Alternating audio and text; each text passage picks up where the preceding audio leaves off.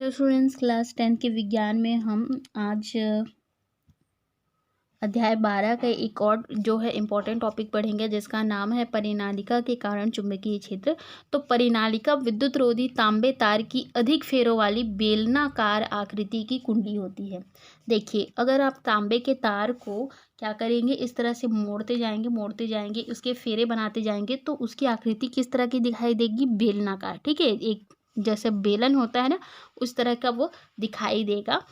अब देखिए, उस जो परिनालिका बनाए हैं हम तार के फेरों से, उसके दोनों सिरों के को क्या करना है? कुंजी और बैटरी से जोड़कर कुछ इस तरह का बनाना है। ठीक है, ये जो है तार के बहुत सारे फेरे हैं, जिसको क्या बोलते हैं? परिनालिका बोलते हैं। ठीक है, अब इस परिनालिका के दोनों सिरों को क्या करना है? कुंजी और इस तरह से बैटरी से जोड़ देना है ना। अब उसके बाद जब विद्युत धारा परिनालिका से प्रवाहित की जाती है, तब उसके चारों ओर क्या होता है? चुंबकीय क्षेत्र उत्पन्न होता है। ठीक है, जैसा कि अभी तक हमने पढ़ा कि किसी भी चालक तार को जब हम उसमें विद्युत परिपथ के द्वारा जोड़ देते हैं और उसके बाद जब हम उसमें विद्युत धारा प्रवाहित करते हैं, तो उसके आसपास क्या होता है? चुंबकीय क्षेत्र जो है उत्पन्न हो जाता है। ठीक है, तो इसमें भी क्या होगा? चुंबकीय क्षेत्र उत्पन्न होगा। अब इस चुंबकीय क्षेत्र की तुलना करने को लिए बोला गया है चित्र 9 का और चित्र 4 के आ का। ठीक है, तो ये है आपका चित्र 9। ठीक है, और चित्र 4 का अ कौन सा है? ये वाला। देखिए, ये दोनों जो है आपको एक जैसे दिखाई देंगे। ठीक है, ऐसा कहा गया है। ये दोनों आकृति एक जैसे प्रतीत होते हैं। इस धारावाहिक परिनालिका द्वारा जो चुंबकीय क्षेत्र उत्पन्न हुआ है, वो क्षण चुंबक द्वारा, मतलब इसके द्वारा जो उत्पन्न ये जो चुंबकीय क्षेत्र है, उसी के समान दिखाई दे रहा है। और कहने का मतलब ये है कि इसका जो एक सिरा है वो एन ध्रुव की तरह, जो है उत्तरी ध्रुव की तरह व्यवहार कर रहा है, और दूसरा सिरा जो है दक्षिणी ध्रुव की तरह व्यवहार कर रहा है। ठीक है, और ये जो परिनालिका है, इसके अंदर की जो चुंबकीय रेखा होगी, ठीक है, इसके अंदर की जो चुंबकीय रेखा होगी वो समानांतर होगी, सरल रेखा के रूप में आपको इस तरह से दिखाई देगी। ठीक है, और परिनालिका के अंदर, इसके अंदर जो होगा चुंबकीय क्षेत्र एक समान होगा, कहीं कम या कहीं ज़्यादा नहीं होगा, पूरा इक्वल होगा। ठीक है, परिनालिका के भीतर, मतलब इसके अंदर क्या होगा? चुंबकीय क्षेत्र का उपयोग किसी चुंबकीय पदार्थ जैसे कि नरम लोहे। ठीक है, अगर आपको किसी लोहे को, नरम लोहे को चुंबक में परिवर्तित करना है, चुंबक बनाना है, तो क्या करेंगे? हम इस परिनालिका के अंदर जहाँ पे चुंबकीय क्षेत्र है, वहाँ पे क्या करेंगे? उस नरम लोहे को डालेंगे, और नरम लोहे के डालने के बाद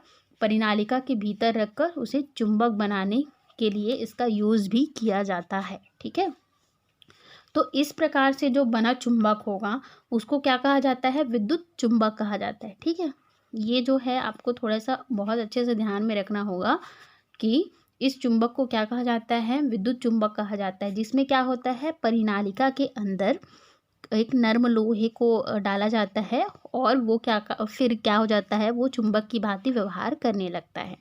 ठीक है, यहाँ पे देखिए, ये विद्युत चुंबक है। ठीक है, ये जो है एक नरम लोहे को डाला गया है, ये है नरम लोहा, और इस नरम लोहे के चारों ओर क्या किया गया है?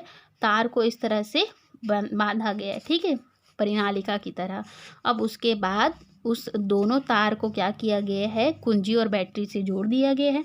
फिर इसमें क्या करते हैं? विद्युत धारा प्रवाहित करते हैं, और विद्युत धारा प्रवाहित करने के बाद थोड़े समय बाद ये जो नरम लोहे की जो छड़ है, ठीक है, ये किस में परिवर्तित हो जाएगी?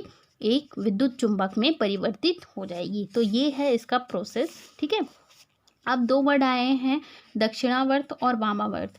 इन दोनों का मतलब जानना आपको बहुत ज़रूरी है। दक्षिणावर्त को इंग्लिश में बोला जाता है क्लॉकवाइज, और वामावर्त को बोला जाता है एंटी क्लॉकवाइज। ठीक है, तो जो इस तरह से जो गति कर रहा है, जो सीधी गति करता है, वो क्या कहलाता है? दक्षिणावर्त। जैसे कि जो हमारे घड़ी की सुई है वो इस तरह से चलती है। ठीक है, और ये जो उल्टा रिवर्स हो रहा है, इस साइड से देखिए, इस साइड से उल्टा जो रिवर्स हो रहा है उसको क्या बोला जाता है? Anti clockwise. क्या होगा? ये है क्लॉकवाइज, ठीक है, और ये है एंटी क्लॉकवाइज। ठीक है, समझ गए आप लोग? कुंडली का वह तल जहाँ धारा की दिशा दक्षिणावर्त होती है, वो क्या कहलाती है? दक्षिण ध्रुव की तरह व्यवहार करता है। ठीक है, जहाँ पे दक्षिणावर्त होगी इस तरह से, तो वो क्लॉकवाइज जहाँ पे होगा वो दक्षिणी ध्रुव की तरफ व्यवहार करेगा, और जहाँ पे धारा की जो दिशा होगी वो वामावर्त होगी, मतलब एंटी क्लॉकवाइज अगर होगी, इस तरह से होगी, तो वो कैसा व्यवहार प्रदर्शित करेगा, उत्तरी ध्रुव की तरह व्यवहार प्रदर्शित करेगा। ठीक है, अब हम देखेंगे चुंबकीय क्षेत्र में किसी विद्युत धारावाही चालक पर बल। ठीक है, कि मैंने चैप्टर के स्टार्टिंग में ही आपको बताया था कि मान लीजिए कोई चालक तार है। ठीक है, इस चालक तार पे जब हम विद्युत धारा प्रवाहित करेंगे, जब इसमें विद्युत धारा प्रवाहित होगी तो इसके पास में अगर हम कोई चुंबकीय सुई रख देंगे, ठीक है, तो वो चुंबकीय सुई में क्या होगा, विक्षेप उत्पन्न होगा। अब वो विक्षेप क्यों उत्पन्न होगा, क्योंकि जैसे ही हम इस चालक तार में विद्युत धारा प्रवाहित करते हैं तो इसके कारण क्या होगा, इसके आसपास में चुंबकीय क्षेत्र उत्पन्न हो जाएगा, और वो चुंबकीय क्षेत्र क्या करेगा, इस चुंबकीय सुई के ऊपर बल लगाएगा। क्या लगाएगा, बल लगाएगा, जिसके कारण ये क्या होगा, विक्षेप होगा। कहने का मतलब इधर से उधर इस तरह से हिलेगा डुलेगा, है ना। इसको मैंने सबसे पहले चैप्टर के सबसे पहले में आपके बुक में एक्सपेरिमेंट है, वही यही चीज़ है, ये वाला देखिए। ठीक है, ये वाला है एक धारावाही चालक है। इस धारावाही चालक में इसको हम इस तरह से विद्युत परिपथ में जोड़ देते हैं। जब हम इसमें विद्युत धारा प्रवाहित करते हैं तो इसके पास में रखी जो चुंबकीय सुई होगी वो इस तरह से विक्षेपित हो जाएगी। ठीक है, क्यों होगी, क्योंकि इसमें क्या लग रहा है, बल लग रहा है। बल लगने के कारण ये क्या हो रहा है, विक्षेपित हो रहा है। ठीक है, उसी चीज़ को हम यहाँ पे जानेंगे कि देखिए यहाँ पे जो है हमको किस कॉन्सेप्ट को पढ़ना है, किसी चालक में विद्युत धारा प्रवाहित करने पर उसके समीप क्या होता है, चुंबकीय क्षेत्र उत्पन्न हो जाता है। इस क्षेत्र पर चालक के निकट रखे चुंबकीय सुई पर बल आरोपित होता है, जिसके कारण वो विक्षेपित हो जाता है। उसी तरह चुंबकीय सुई को भी क्या करना चाहिए, उसके विपरीत बल लगाना चाहिए। ठीक है, मतलब ये जो सामने वाला है ये तो इसको पीछे धक्का देने की कोशिश कर रहा है, बट ये भी क्या करेगा, उसको उसी साइड पे धक्का देने की, उसकी विपरीत दिशा में उसको धक्का देने की कोशिश करेगा। ठीक है, तो इस तरह से क्या करना चाहिए कि चुंबकीय सुई को भी विपरीत बल लगाना चाहिए। ठीक है, तो किसी धारावाही चालक पर चुंबकीय क्षेत्र के कारण लगने वाले बल को हम एक क्रियाकलाप द्वारा जानेंगे, जिसमें क्या क्या चाहिए, एल्यूमिनियम की एक छोटी छड़ चाहिए, और इसके साथ साथ तार चाहिए जोड़ने के लिए, छड़ के दोनों सिरे को जोड़ने के लिए, तांबे की नाल चुंबक चाहिए, और बैटरी चाहिए, दाब कुंजी चाहिए, और एक स्टैंड चाहिए। ठीक है, अब देखते हैं क्रियाकलाप क्या है, कैसा है। तो ये देखिए, ये एक स्टैंड है, लकड़ी का गुटका, इस स्टैंड के थ्रू इसको खड़ा किए हैं।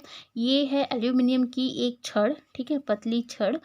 अब इस छड़ के दोनों सिरे को क्या करना है, तार के द्वारा जोड़ना है, और उसमें बैटरी और कुंजी को इस तरह से फिर उसको पूरी तरह से सर्किट को कंप्लीट करना है, विद्युत परिपथ इस तरह से बनाना है। ठीक है, और उसके बीच में आपको क्या करना है, एक नाल चुंबक, ये एस ध्रुव है इसका, ये एन ध्रुव है। इस नाल चुंबक को क्या करना है, उसके इस तरह से इस पोजीशन पे रखना है। ठीक है, बीचों बीच में रखना है। एक प्रबल नाल चुंबक को इस प्रकार व्यवस्थित करना है कि छड़ जो है नाल चुंबक के दोनों ध्रुवों के क्या होना चाहिए, बीच होना चाहिए। ठीक है, ये दोनों ध्रुव हैं, तो ये जो छड़ होगा, एल्यूमिनियम की जो पत्ती होगी वो इन दोनों के बीच होना चाहिए। ठीक है, तो इस तरह से बीच में हम उसको क्या कर दिए, हैंग कर दिए हैं, लटका दिए हैं। तथा चुंबकीय क्षेत्र की दिशा किस ओर होनी चाहिए, ऊपर की ओर होनी चाहिए। ठीक है, ऊपर की ओर होनी चाहिए।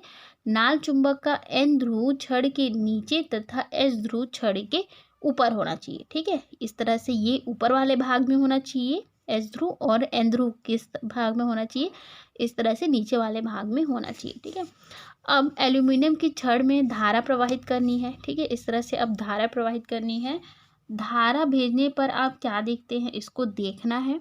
हम देखते हैं कि धारा प्रवाहित होने पर ये जो छड़ होगी वो क्या होगी, प्रभावित होगी। अब छड़ में प्रवाहित होने वाली धारा की दिशा को हमको क्या करना है, बदल देना है। ठीक है, विपरीत दिशा करनी है, और उसके बाद क्या होता है उसको नोट करना है। ठीक है, इस क्रियाकलाप की में छड़ के विस्थापन से हमें यह संकेत मिलता है कि चुंबकीय क्षेत्र में धारावाही चालक पर एक समान जो है बल आरोपित होता है। इस बल की दिशा इस बल की दिशा धारा बदलने से क्या हो जाती है, बदल जाती है। देखिए, जिस साइड पे आप मतलब धारा प्रवाहित होगी, बल उसके विपरीत जाएगा, है ना। तो इस पूरी क्रियाकलाप से हमको ये पता चलता है कि चालक पर लगने वाला जो बल है, ठीक है, ये जो चालक तार है उस पर लगने वाला जो बल है वो विद्युत धारा की दिशा और चुंबकीय क्षेत्र दोनों के ऊपर डिपेंड करता है, ठीक है।